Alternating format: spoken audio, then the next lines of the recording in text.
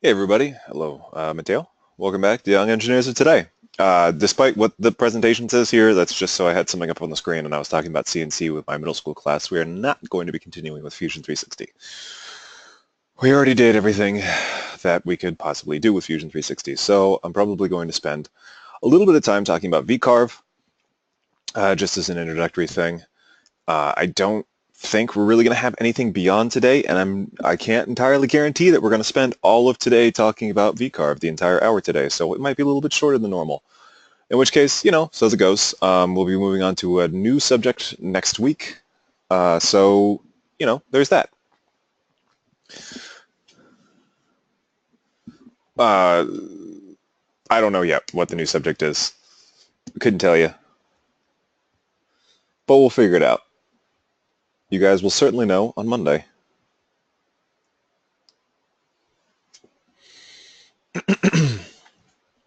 But yeah, so VCarve. I know not everybody was able to download VCarve, so that's part of the reason why I'm not going to spend too terribly long going over everything. It's good to know because I believe Shopbot uses VCarve. So that's part of the reason why we're going over this, because the lab in Charlotte has a Shopbot. So it's good to know how this operates so that you can, you know, uh, at least not be totally blindsided by how this works. But so we talked about VCarve and the fact that V in VCarve stands for vector.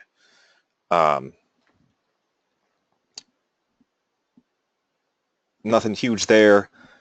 Just, if you remember, a vector is a type of image where the lines in the image are defined by mathematical equations, whatever. Anyway, they're defined by equations as opposed to raster images, which are grids of pixels, grids of colored pixels. The main advantage with a vector image being its scalability and certainly in many ways its size. Now, there are certain aspects of sharpness and detail that can be lost with a vector image. You can keep those, although sometimes that makes a vector image larger than a raster image, just because, again, of the way that a vector image works. You create more complex shapes by actually layering different vector shapes on top of one another. So in order to get something like the nose, here actually, let me pull up an example.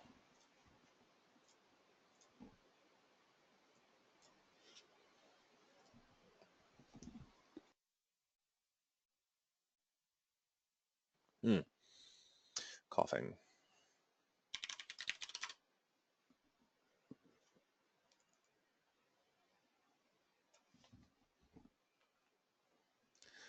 So let's reference an Inkscape presentation here.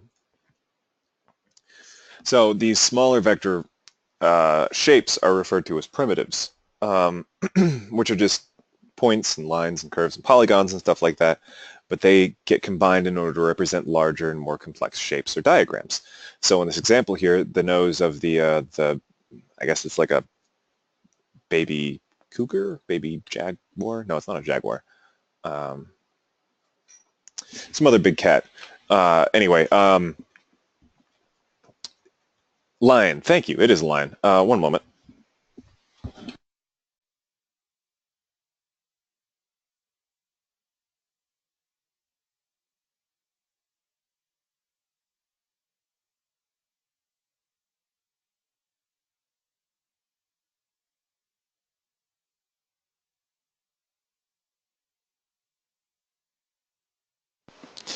Sorry about that. Yeah, it is a baby lion. Thank you.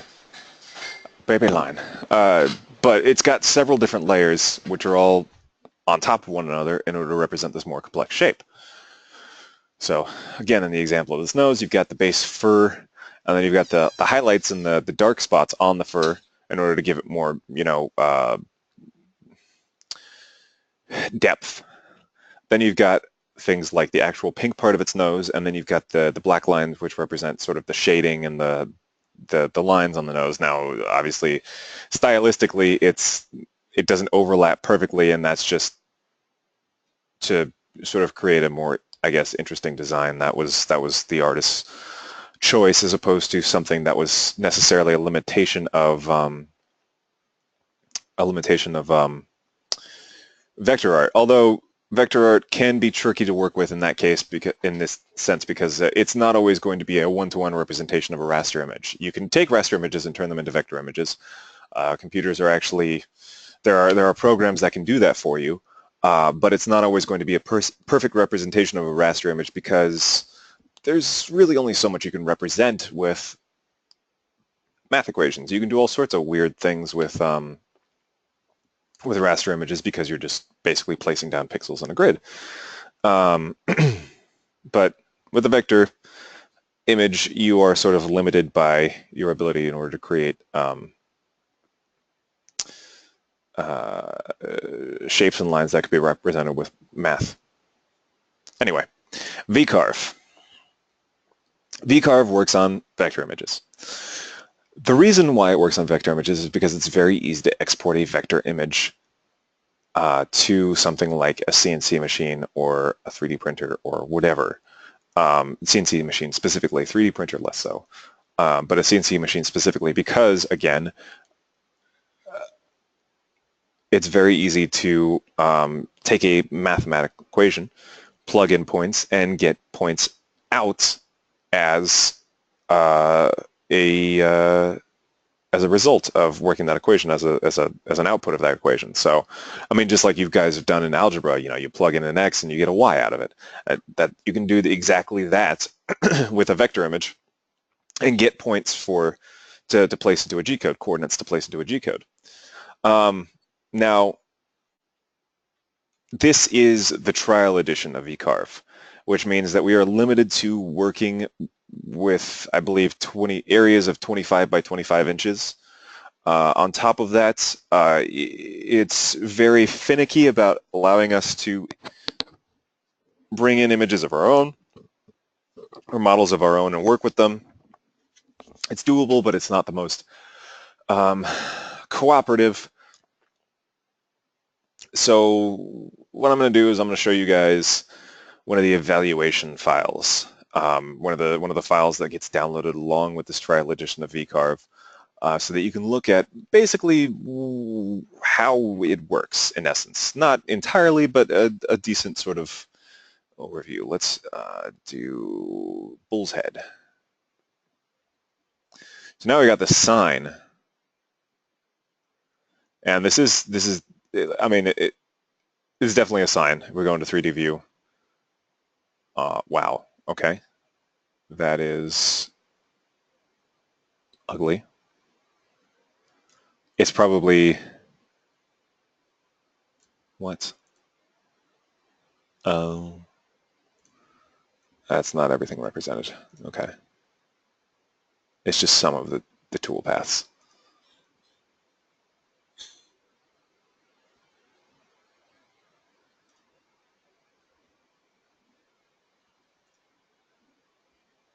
Wow, okay, so it cuts everything very nicely. All right, never mind. That's what the final product is meant to look like, obviously without the yellow. The yellow is represented, the yellow represents the cut areas on this design. So unless you have wood that's actually yellow and you paint a wood grain on it, it won't look like this. So just keep that in mind. There we go. We'll line it so it's looking straight on. But let's look at this. This is this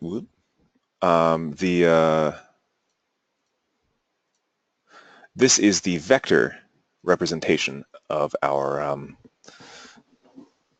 3D design.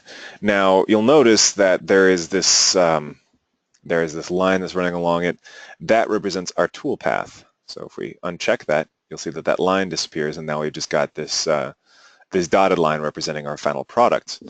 We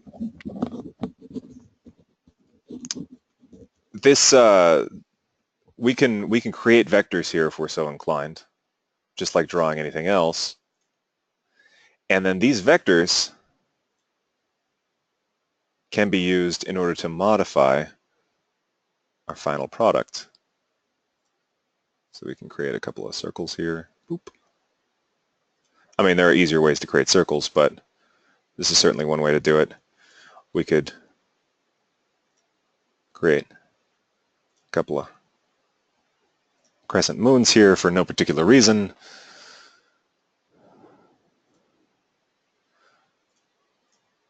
You know, this is just a typical vector drawing program which will allow you to create vector art.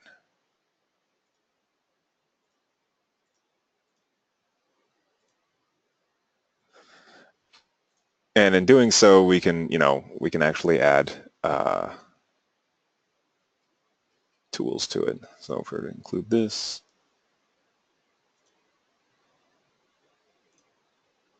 oops. Anyway, this is, on this side is just a typical vector program sort of editor. So we can create shapes using vectors. We can create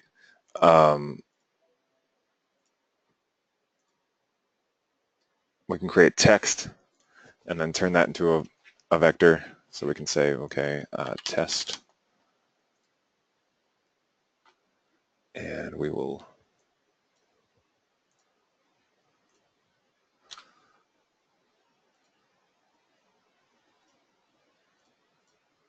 we'll change this to let's see here, human show demi-bold. Why not?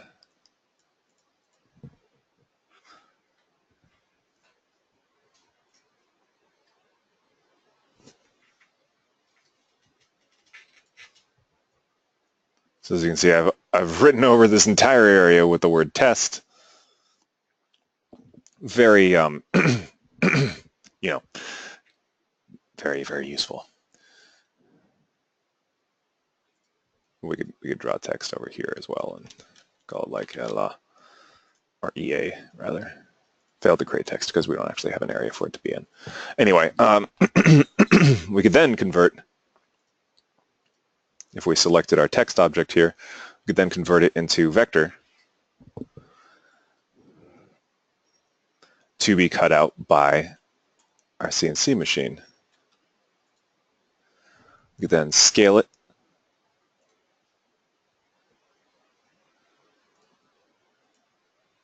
We'll make it 10%. See, now it's much, much smaller. And rather, make sure that everything is selected. So first off, we got to convert it. And then we got to scale it. 10. Apply. Okay, there we go. And then you can move it around. You can move it up here in the corner. We've still got an inner E floating in here.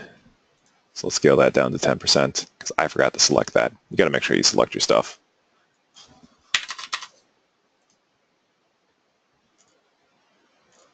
Oops. And then we can move it inside of our E. And you might be going like, what is the purpose of this? Strictly speaking, right now, it's not a huge deal. I just want to show you guys some of the stuff you can do with this.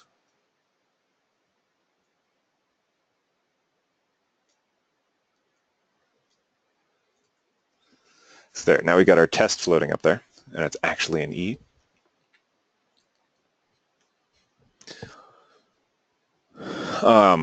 With typical vector drawing programs, you've got node editing modes and things like that, which allow you to modify individual parts of the vector object.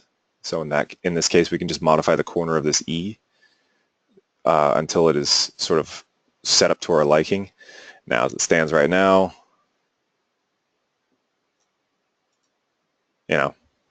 I just kind of made it a little bit uglier, but that's okay.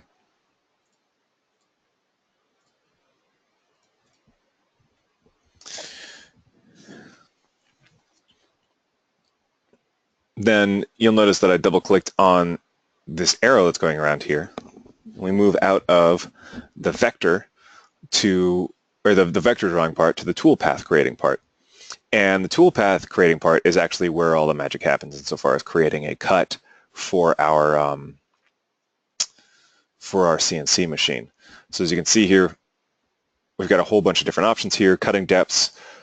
This will basically generate a set of like a starting point and a maximum like depth point, so we can ensure that we're not cutting through our material or cutting through our material when we don't mean to. The type of tool, that's of course the type of tool that's going to be attached to the CNC machine that's actually going to be doing the cutting. We can use different types of tools, but we're not going to be using an area clear tool, so it's not, we're not worrying about that. Flat area clearance, we're not using an area clear tool, so that option is all grayed out as well. The ramp plunge, again, we're using a V-bit, so that option is grayed out. Now we've got use vector start points and use vector selection order. These have to do with how it determines where to start and end on the vector. If we use the vector start points, then we've got defined start points on the vector. The vector might think that this is the start point, so then the tool will actually start cutting from this point if we use the vector start points. The vector start point is just an arbitrary point that the vector the program starts drawing a vector shape from. This is not going to be necessarily particularly important, although if the design is more complicated, it might be good to have a start point or something like that. Project toolpath onto 3D model. Pretty self-explanatory. If we click that, then when we look at the 3D model, we will see the toolpath. These red lines are actually the toolpath, and the blue lines are where it's actually doing the cutting. So the red is where it's moving from one area to another, and then the blue is where it's actually making cuts into the material. And then we've got vector selection manual. This is where we select vectors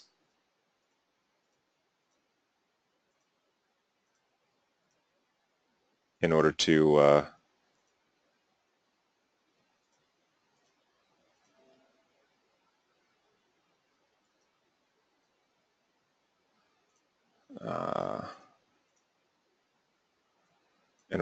generate our design. So as you can see, open vectors. We select closed vectors as well. We get everything. Notice how this stuff starts to turn pink. Open vectors means it's stuff that's technically not considered a complete shape. So these tests and stuff like that, they're considered a complete shape because this, again, if we were to zoom in over here, close. If we were to zoom in on this T right here, if we were to assume that this is the starting point, the program has created a set of equations and points in order to generate a solution that ends at the exact same place that it starts. The exact same place, so there's no open spot on the vector. Something like this crescent moon over here that I made manually, well, it looks like they're right next to each other, but there could be a very small, there could be actually 2 points on either side here. So 1 point for this line and 1 point for this line that meet up very, very close, but don't actually connect to one another, technically speaking. So this would be considered an open vector because there is technically a gap between the two objects, and I don't know if I can actually zoom in far enough in order to show it. I mean, theoretically I could, but this gets less and less responsive the more I zoom in. Over here you can definitely see this is an open vector because there's a gap right here. This one, you might see that little dot right there. It's actually kind of easier to see if I'm at a specific zoom. But anyway, there's a little bit of overlap here, which shows that it's not exactly a closed vector either. So a closed vector is a point where there are actually no sort of gaps in the shape. So if we were to select, only circles now. Associated with toolpath, calculate. Yeah, 6 open vectors were identified in the selection and are being ignored. There are 46 remaining vectors. All it's telling me is the crescent moon and the circles over there that I created, it's just not, it's not even paying attention to those. It's just ignoring those. Now, I can see that there is a toolpath here that's test is drawn in. And if I, let me go ahead and close this. Basically, this automatically went over into the 3D view. But if I click this tab up here into 3D view, I can see a three-dimensional view of our drawing, or of our sign. And this might be minimized, this might not be, but over here on the right-hand side, there's a tab for toolpaths. Actually, let me click on, nope, that doesn't actually make it go back. Let me go back to,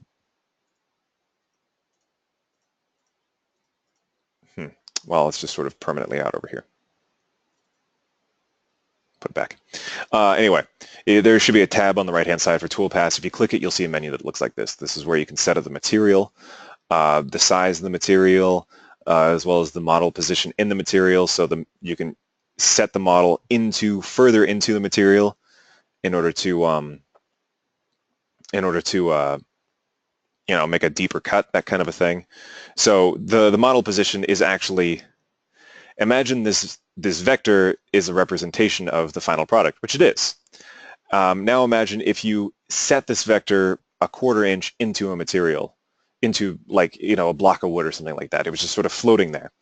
And your CNC machine had to cut into it. Well, if you set it further in, then the CNC machine will have to clear some material away and it'll have to cut deeper in order to reach your material. But this is good in case there was a lot more depth to your material. So you wanted to ensure that you're getting the full depth of the cut. Like if you had like a, I don't know, like something that looks like a plaster cast of somebody's face or something like that. If you made it deeper in, then you could actually cut out more of the area around it, so you could have like half of a head almost. It's a very strange example, but I was just thinking of something that had a lot of depth. And then, of course, the material itself, you determine the starting point of the cut. In this case, it would be the top corner, the top of the bottom left corner. That's what all these represent. So we can make it the center if we wanted to. We can make it the bottom right corner. We can make the bottom left, or the top left corner. We can make it the top right corner or the bottom right corner. As you can see, the cut is actually moving around in order to center itself with that. So the cut is always going to start in the lower left-hand corner of the model that we created over here in the vector view, and then we can move it relative to the stock, just in case, you know, it's not aligned perfectly or something like that.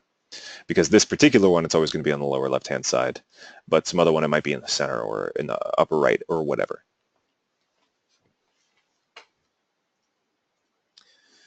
So these toolpath operations, there are a whole bunch of different types of cuts. Remember, like the 2D contour and pocket and all those different types of cuts that we had in Fusion 360 when we were working on the cam side? Same basic idea. As you can see, we can mouse over this profile toolpath, pocket toolpath, drilling toolpath, quick engraving toolpath, inlay toolpath, VCarve engraving, fluting, texturing, prism carving, molding, 3D roughing, and 3D finishing. These are all just different types of algorithms in order to determine a toolpath depending upon the type of cut that we want. So let me see here. I'm going to hold down left click to rotate this thing. So as you can see, we've got sort of our cut already set up. But again, this looks all funky, right? This doesn't look exactly right. We've got a basic idea. As you can see, that the test here is cut in, the test that I added, and then we've also got our weird loop thing that I added earlier in there as well. But what if I wanted to actually see what the final product is going to look like? Well, we can check out all these different things. We've got display tool database, which would show us all the different tools.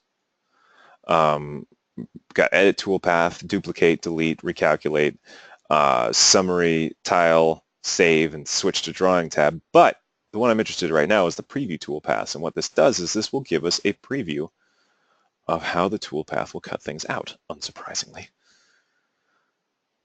So as you can see here, you can pick a material.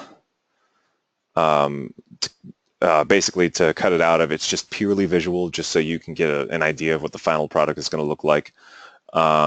Machined area color is the material color. You can also give it a color. That's why it was yellow when we were finished, because global fill color here is set to yellow, so everything that's cut away from the material will be highlighted yellow in order to show us exactly what's going to be cut, and that can make it a little bit easier to see. But if you wanted to make it look more like what the final product would look like, you would use material color. Then you got toolpath color, which would show you the toolpath. And then you can animate the preview and animate the draw tool, or draw the tool, excuse me. So it would actually show like a little tool sort of wiggling around and cutting stuff out. And then, of course, the main event down here, preview selected toolpath. As you can see, we've got our list of toolpaths down here. Here's our carve. We can slow this down a little bit and hit play and watch it do its thing, and then slow it down a little bit more. And as you can see, there's sort of a 3D model of the tool. It's just sort of flying around, cutting everything out. Go even slower.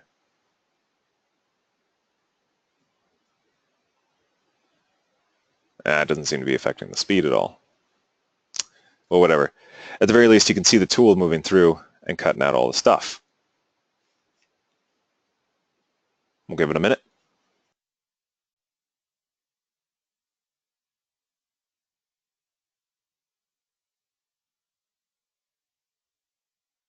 Or we'll just speed it up. And it's done. And this is what the final product would look like again. But as you can see, our test is included up here as well. So there's that.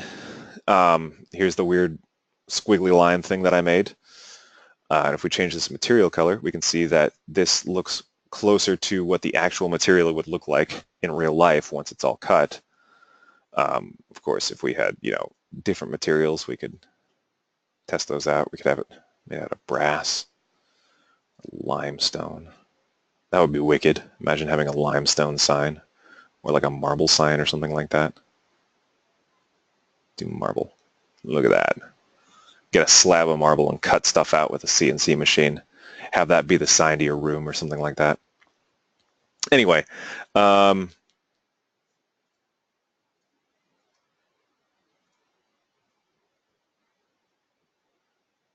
you do gold? Excellent question. Let's see here.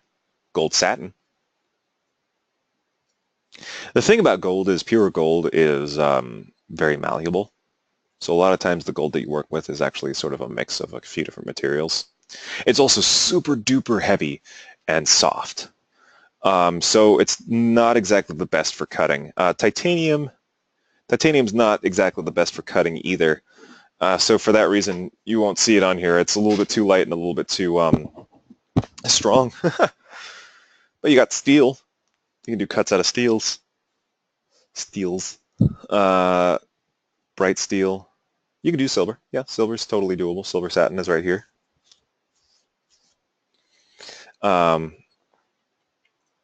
Reflective brass, bronze. Look at that bronze. Such a bronzy color. Bronzelicious. But yeah, this is just basically VCarve is a fairly simple program. It just involves making something on the vector side, in this case our test text, or our drawing, our freehand drawing sort of the squiggly stuff. And then basically asking the program, can you do gems?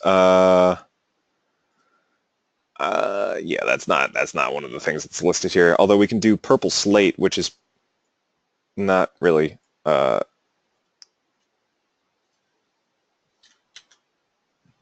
yeah, gems aren't really listed here. We could do pale blue plastic, sort of, or green plastic. No. No, there isn't any glass in here either. Who knows? And it's one of those things where, like, later on, if you end up, getting a CNC machine and getting the full version of this, it's possible that, there is an option for like glass or some sort of reflective and semi-transparent material that could look like a gem or something like that, Who knows? Unfortunately, it's just not an option that's available here. I can make it a super bright red because that would be, a thing. But like, okay, let's go ahead and open up one of these other Nope, that's not it. Let's do new. No, we don't want to save the changes. And let's just draw something. We'll set up the basics on the tool. And let's just draw something with the vector art program. As you can see, we've got a bunch of different materials. We can apply all that. Close. We'll include a square in here a little bit. Close.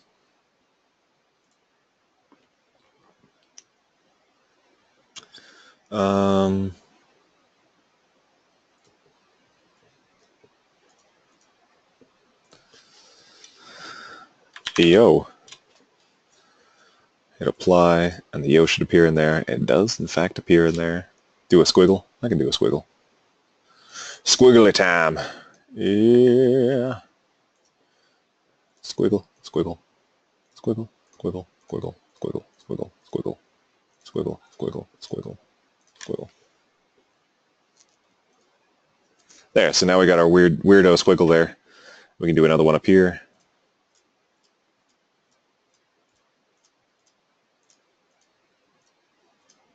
Some sort of weird snaky thing.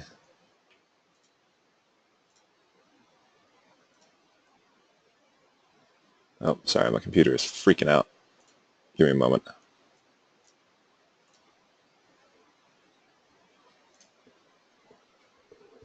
There we go.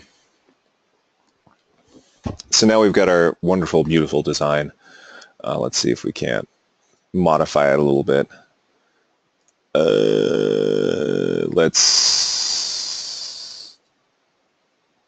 Let's distort this box.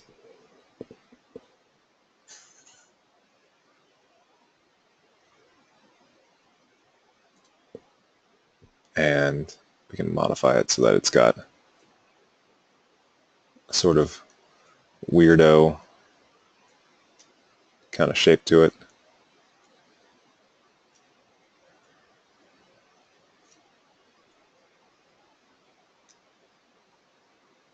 But let's bring it back from the, there we go.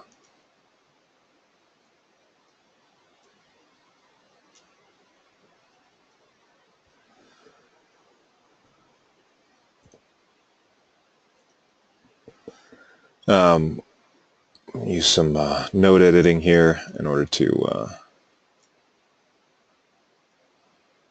modify our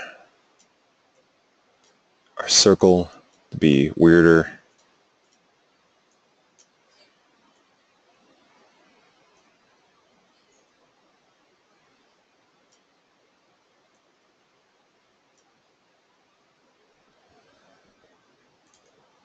And then we can select all this stuff and recenter it.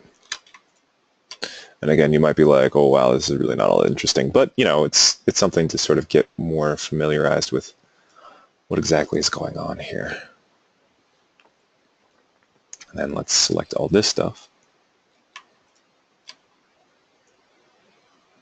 Let's center it there.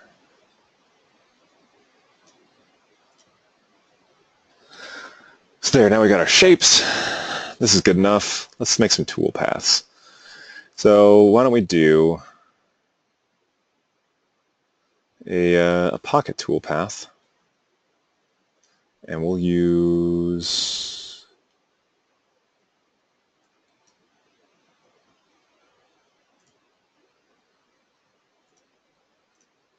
an engraving tool. Hit OK. We're not going to use a larger area clearance tool. We're just going to do the offset. We won't worry about that. And then, perfect, so we've got our unselected open vectors. We got our closed vectors, all of our closed vectors. As you can see, everything is selected in purple. So now if we hit calculate,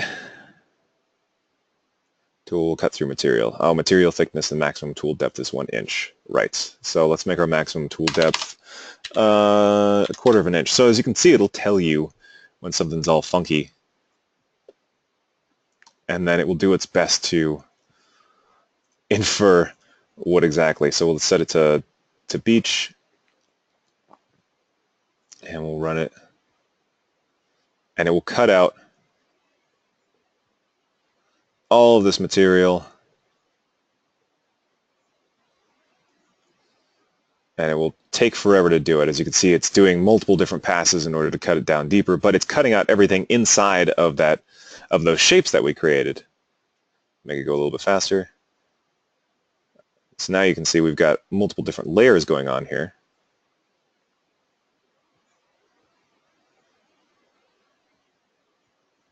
We'll give that a second. I'll just let this run in silence for a moment. Okay, there we go. But the one problem is we didn't actually get our text in there, did we? So let's see if we can't modify our toolpath.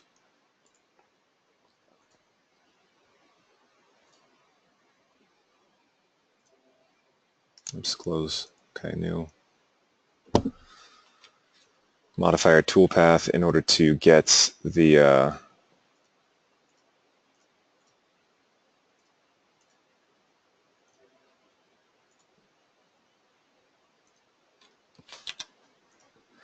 you know why? Because we didn't actually vectorize our text. So now, if we go back to our toolpath in order to edit it,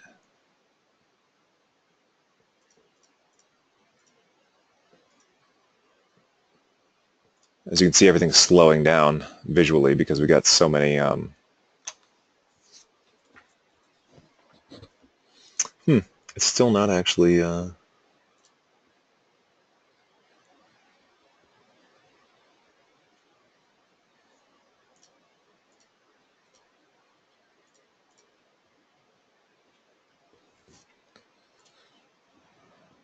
Still not actually cutting out our text. Odd. Back over to this side. This is in fact a vector.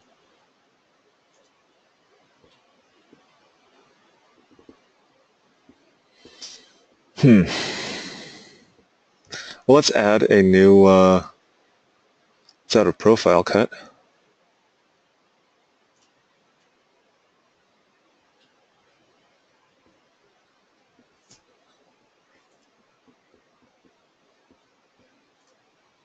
This is gonna. Oops. Forgot to do that again.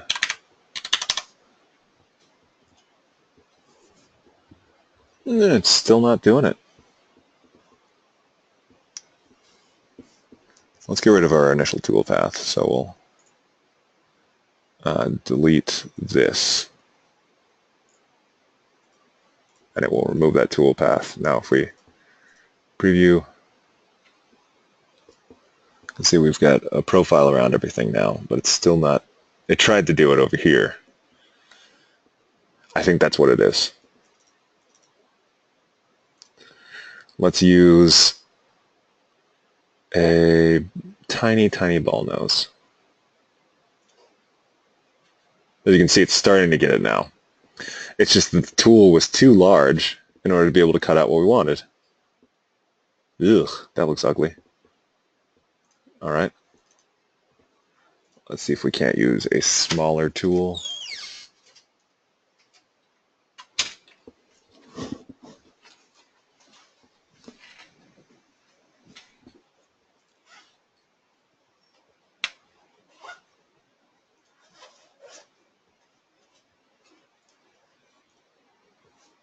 Oh, that's not going to do it.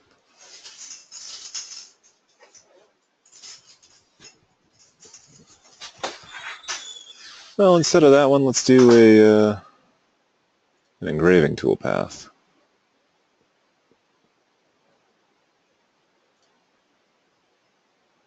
We use all our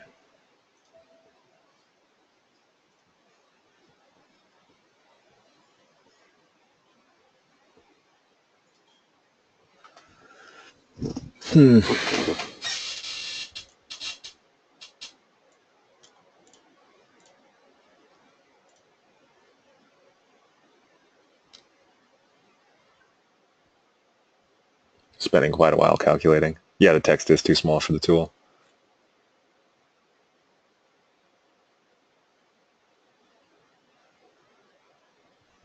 current tool cutting depth will exceed. Yep.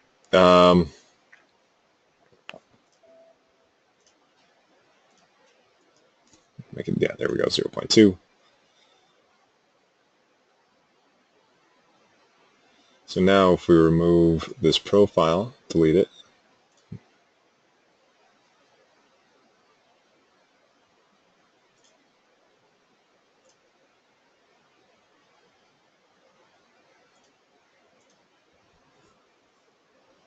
oh, and it's going through, yep, this poor thing. All right, we'll let it finish its work.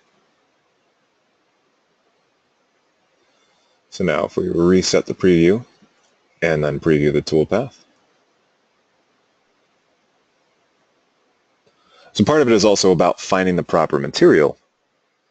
Now it's going through, and there we go. It's not perfect, but at least we've got some representation on the material now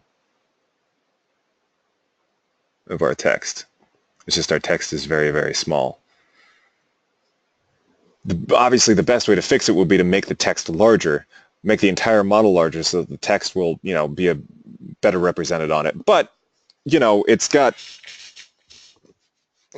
insofar as this is concerned, I don't think anybody would actually want this thing just because it's a bunch of squiggles and a couple of abstract designs and then the word yo. I mean, strictly speaking, not a vector artist. I'm not terribly good with it. But anyway, that's essentially sort of VCarve, is you either bring in some a vector image, or draw something with the vector art, vector drawing aspect of it, generate some toolpaths, and you mess around with the parameters. Obviously, I mean, if you're using particular tools, you want to be sure that you use those tools. You don't just select a random tool until you get what you want. If you're only working with, flat